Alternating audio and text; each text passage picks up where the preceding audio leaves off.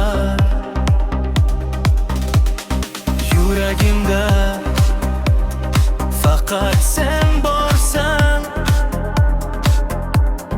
sensiz o'tmas biror ham bahor.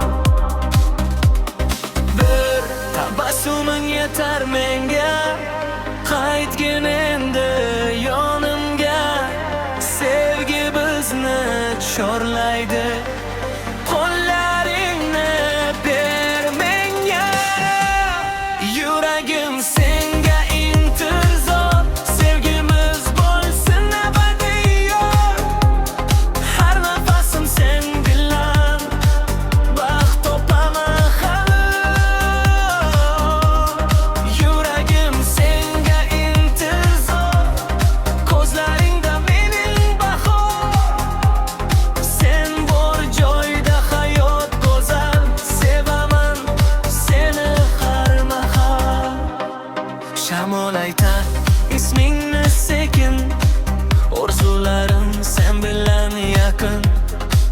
Taqdir bizni uchrashtirdi, muhabbatga to'ldi qalbim.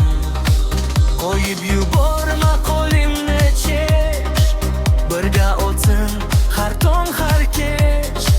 Sen va men bitta yurak, bu sevgi qoladi mangu kerak.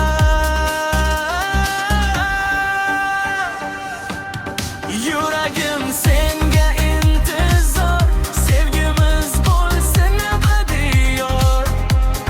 Har nafasim sen bilan baxt topaman har on. Sen mening eng go'zal qo'shig'im, yuragimdagi yagona sevgim. Yuragim senga intizor, sevgimiz bo'lsin abadiy. Har nafasim sen bilan baxt topaman har on. Yuragim senga